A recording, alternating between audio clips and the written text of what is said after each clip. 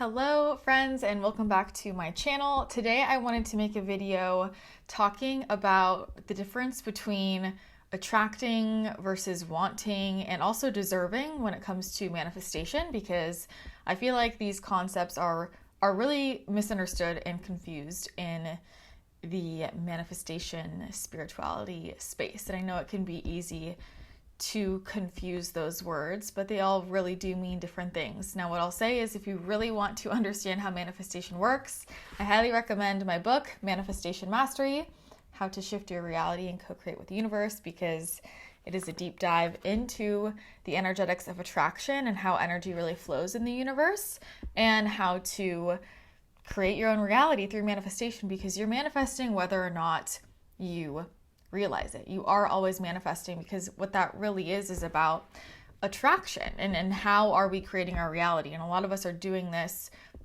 more unconsciously than consciously. So it's really about taking your power back, because when you understand how energy is flowing in the universe, now you can consciously create the reality you want instead of unintentionally attracting in things that maybe you didn't want or just missed opportunities to attract in what you want. The world is your oyster.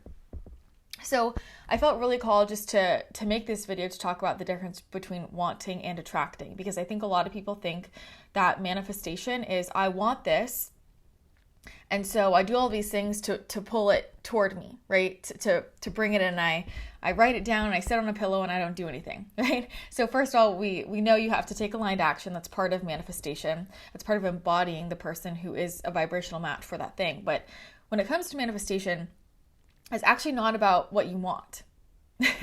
It's actually not about what you want. Now, our soul desire, and when you think about a want, right? Is that a want from the ego?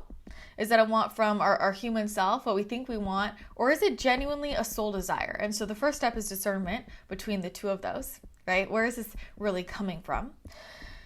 But when it comes to wanting something, that doesn't necessarily mean you're a vibrational match. In fact, you often aren't when you're in that place of wanting it. Sometimes people can be in a place of wanting something, and they want it so bad that they're actually causing resistance to getting it, and they are putting on a pedestal, which inherently that's not a vibrational match for that thing. Versus I have this desire, and so I'm going to embody the version of me that is a vibrational match for that thing. Or the way I like to see it is actually past that thing. Who do I get to become so that it is a natural byproduct of me living as that higher version of myself, as that version of myself. A byproduct of that is this thing already being in my reality. And I like to think about it as honestly getting vibrationally past the frequency of what I'm desiring, right? And so we have to notice, like in our wanting, do we want it so much that we're actually creating that vibrational gap between us and the thing? We're actually adding so much resistance to getting that thing. We're not in receiving mode, right? We're not in receiving. We're not letting the universe deliver, because we're adding so much resistance to wanting it that we're actually pushing it away, right? And this is why understanding energy is so important, because just because you want something doesn't mean you're going to attract it in, okay? Manifestation is about the energetics of attraction. It's about vibrational matches, right? And so it's about what is the frequency of what I desire, and how do I become a vibrational match for that desire of the same frequency, again, past it. Now, this is really important to remember, especially when we think about like, why did I attract anything into my life? You know, and I've done a podcast before and talked about this many places about how I manifested my chronic illness and how I can start to see, how I can see all of the ways that I attracted that into my field. Did that mean that I wanted my chronic illness? No. Does that mean I deserved my chronic illness? No. When you're really looking at manifestation from the lens of quantum physics and really just a higher dimensional space, it's not about deserving or not. We're all inherently worthy of, deserving of love and all of our soul desires, right? But when it comes to manifestation, it's not about whether or not you deserve something. It is simply what's a vibrational match. It really is looking at it from that neutral, objective place. And that's really important to understand. And what we can do from a human perspective when we're still living in that 3D duality is stick to these labels of good versus bad, right versus wrong, right? Was I bad, so I attracted that in? It's not about bad or good. It's about vibrational match, right? And so we can look at low versus high frequencies, and then from from the human ego attach, from this 3D perspective, attach, oh, I'm going to decide that's bad or good. But that's not how energy flows. That's not quantum physics, right? And everything is just, how does energy flowing? It's just, what's a vibrational match? And so using my chronic illness as an example, I attracted that in. That doesn't mean I wanted it. That doesn't mean I deserved it. It was just, I was a vibrational match for that. There was dis-ease in my body. I was asking for things, and it goes back to be careful what you ask for. I was asking to be aligned with my mission, to be aligned with my purpose. I was asking, at the time I didn't really believe in anything. And I said, if there's anyone out there and there's a point of being here, please show me what that point is, right? I didn't realize that my path to getting there was going to be my whole body shutting down, because my body completely shut down. But that was just part of it. And that's something that's really important, because this can be a block for people, especially you think about something with money. And when we're still living in this mindset around certain people deserving money and certain people not, anywhere that's showing up, like thinking someone's deserving and someone's not, we're just attaching these labels that are not how manifestation flows. It's not about deserving it or wanting it. And so people will get upset. Like, how did they attract that? And how did that person, attract all that money in, and I don't like them. They're not a nice person. I'm just saying that. This is addressed in the book, right? When people label, like, the question of, why do bad things happen to good people, or why do good things happen to bad people? When we're living in those labels of good versus bad, we are kind of asking imprecise questions, where that's just still living the duality, versus understanding manifestation. Really, like, how do I attract something into my field? It's not about being bad versus good. It's, what am I a vibrational match for? What am I a vibrational match for?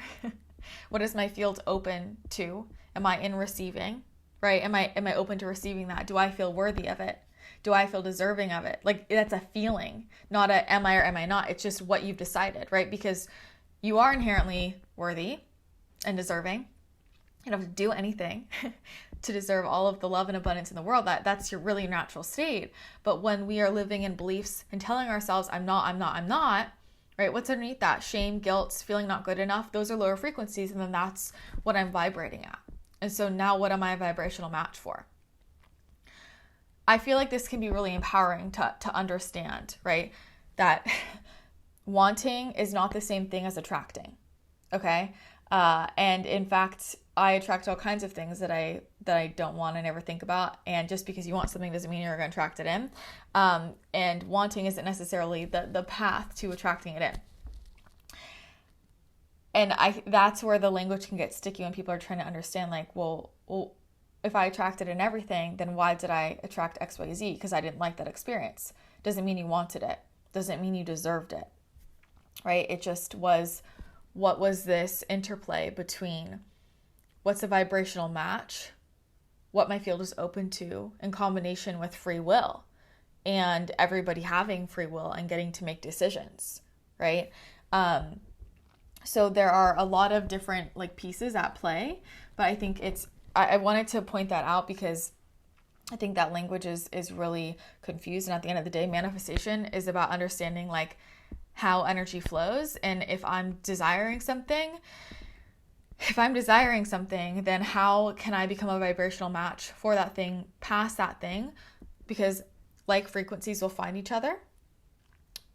And who do I get to embody? How do I call that frequency up from within me, project that out, become the most authentic version of myself, live as the most authentic version of myself? Because at that point, the only thing that can happen, quantum physics, is for my external reality to rearrange to be in alignment with that frequency, right? So this conversation is important because when we're trying to understand higher dimensional concepts, especially, and then we're mixing in these labels, these judgments of good or bad, or right or wrong, that's where we're actually really limiting our understanding of how we can create what we do desire, and do so consciously. So wanting, I can want something from my ego. I can also desire something from a soul-aligned place, right? So really asking, like, is that a real desire? Because the universe is always going to support me in my soul desires, right? So understanding, what is it to want? What does that mean? But then also to attract is separate. There might be overlap. You might attract something that you want. You might also not. But wanting it doesn't make it more or less likely for you to attract it. If you want it so much, you're probably adding resistance to it and actually pushing it further away versus welcoming in that frequency, welcoming it in. Wanting, attracting, deserving. These are all separate things. So hopefully that makes sense. Again, if you're interested in learning more about this, I would recommend checking out my book, Manifestation Mastery, available on Amazon. And if you leave an Amazon review and email it to media@christinathechannel.com, you just email the screenshot, we will send you a bonus chapter about releasing attachment, which is very relevant to this conversation, right? How do I embody that frequency and release the attachment? So let me know if this was helpful. Hit the thumbs up button if it was, and be sure to subscribe and hit the notification bell so that you never miss a future video. Thanks for watching, and I will see you soon.